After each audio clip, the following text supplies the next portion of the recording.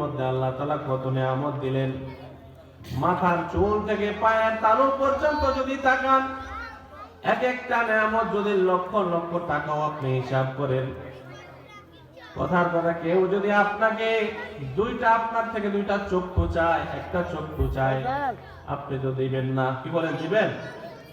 এত দাম চক্ষু, লক্ষ লক্ষ টাকা দিয়ে যদি বলে যে আপনার দুইটা চোখ আমাকে দিয়ে দেন, এরকম কোন পাগল আছে যে নিজের চোখগুলো দিয়ে দিবে? এত দাম আল্লাহ তাআলার এই নিয়ামতের। আল্লাহ বলেন, ওয়ানাহশুরুহু ইয়াওমাল কিয়ামাতি আ'মা। হাসরের ময়দানে ওই নাফরমান, যে নাফরমান আমার স্মরণ করে না, আমার জিকির থেকে মুখ ফিরিয়ে নেয়, আমি আল্লাহ তাকে হাসরের ময়দানে অন্ধ বানায় উঠাবো। এটাই আল্লাহ বলেন, ওয়ানাহশুরুহু ইয়াওমাল কিয়ামাতি আ'মা। আমি আল্লাহ তাকে হাসরের ময়দানে সকলের সামনে অন্ধ বানায় উঠাবো। এবার আমরা চিন্তা করি, নিজের বিপক্ষে আমরা প্রশ্ন করি, আল্লাহ যদি আমাদেরকে অন্ধ বানায় উঠায়, এই দুনিয়ার ধন সম্পদ টাকা পয়সার কোনো মূল্য রইলনি? বলেন, কোনো মূল্য আছে? শুধু তাই নয়, ওই অন্ধ ব্যক্তি আল্লাহকে প্রশ্ন করবে, আলা রাব্বি লিমা হাশারতানি আ'মা ওয়া ক্বাদ কুনতু বাসীরা। ওই অন্ধ ব্যক্তি আল্লাহর কাছে কেঁদে কেঁদে প্রশ্ন করবে, আল্লাহ, কেন তুমি আমারে অন্ধ বানাইলা? কেন আমারে অন্ধ বানাইয়া উঠাইলা?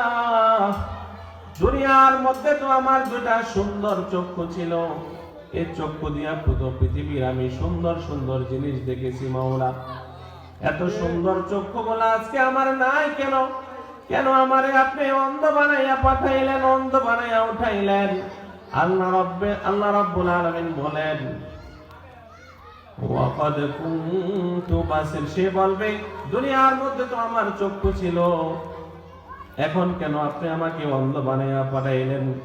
আমার আল্লাহ তাআলা বলবেন, ক্বালা কাযালিকা আতাতকা আয়াতুনা ফানাসিতাহা ওয়া কাযালিকাল ইয়াওমা তুনসা।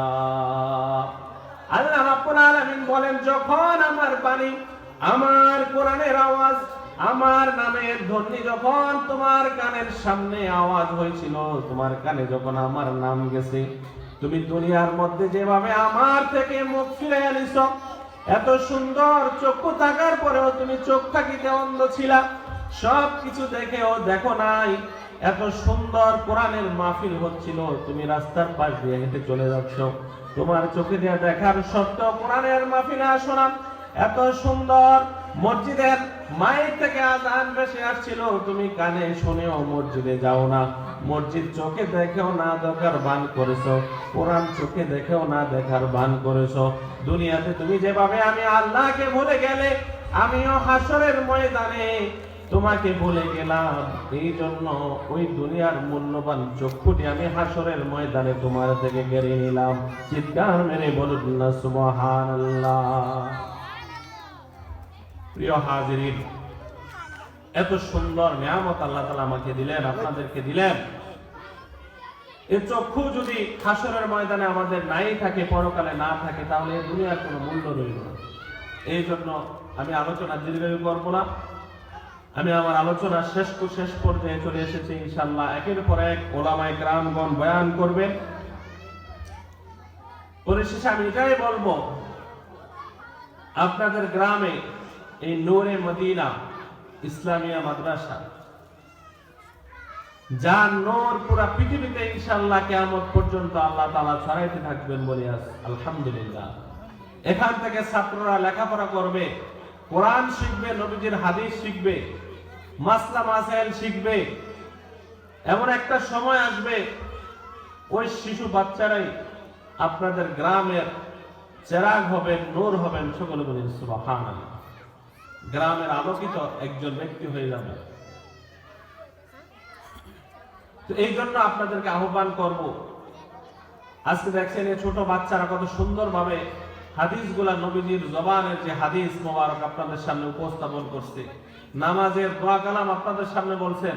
এমন মানুষ বৃদ্ধ হয়ে গেছেন, এখনো অজুর ফরজগুলা ঠিক মতো পারি না, গোসলের ফরজগুলা পারি না, কিন্তু এই ছোট বাচ্চারা কত সুন্দরভাবে আপনাদের সামনে উপস্থাপন করছে।